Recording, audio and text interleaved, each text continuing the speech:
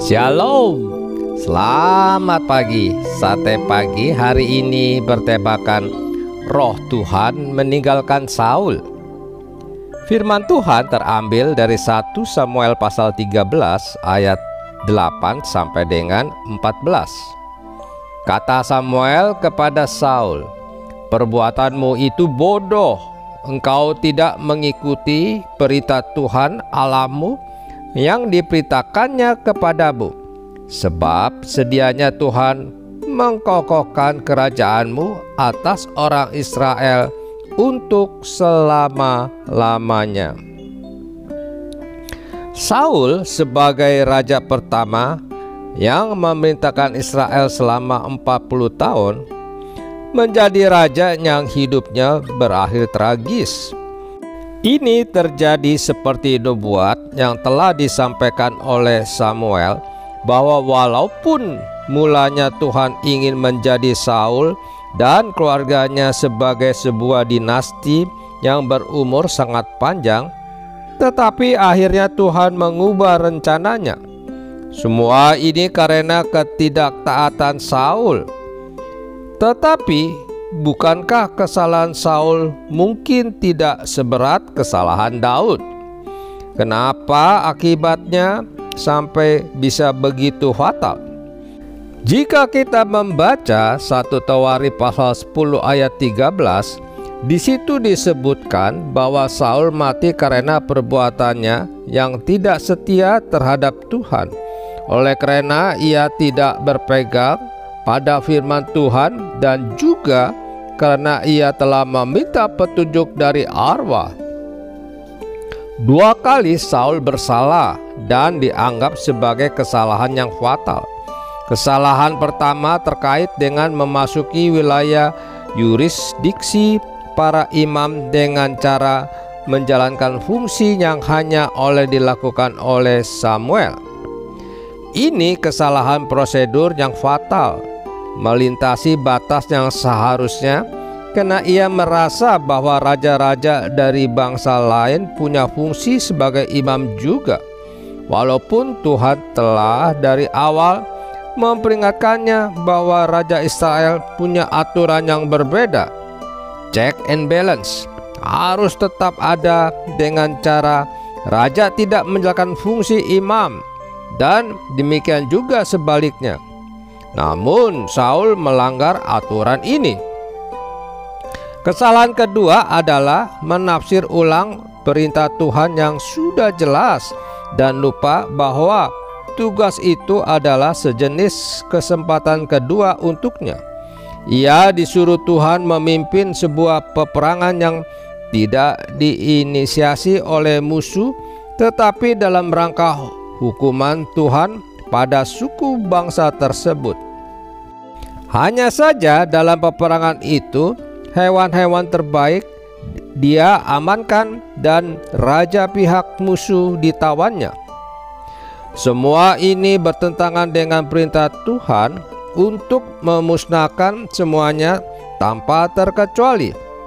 Sebab peperangan itu bukan peperangan mereka, itu adalah hukuman Tuhan pada suku bangsa tersebut.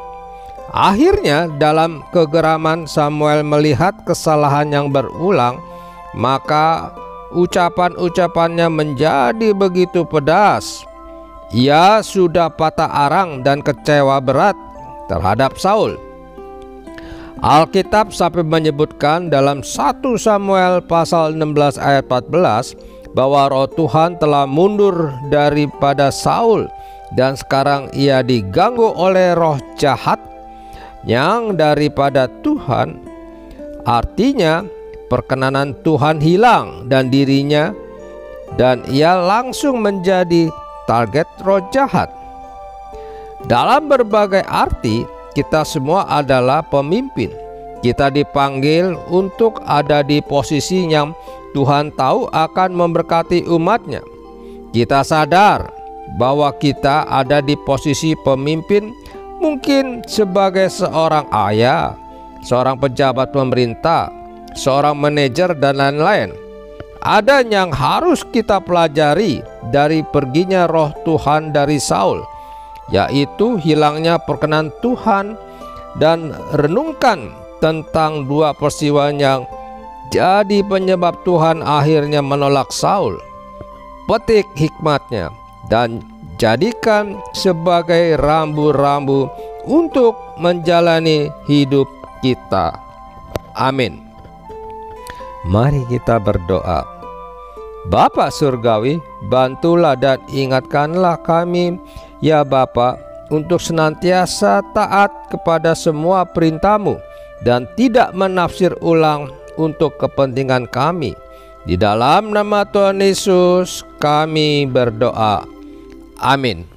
Dalam dunia banyak amat pencobaan kita, kekuatan kita tak dapat mengalahkan dosa.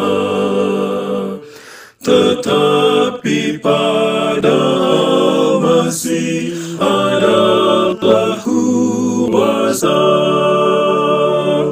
Bangunlah hai orang saleh, pakaikan percaya, percaya yang menang, percaya yang menang. Ajaiblah percaya yang ngalahkan dunia. Semua orang yang menang dapat jubah putih, namanya selalu di depan Al-Masih yang suci. Nyalakanlah percayamu dan beranikan hati. Haraplah pada Al-Masih yang patut dipuji. Percaya yang menang, percaya yang menang.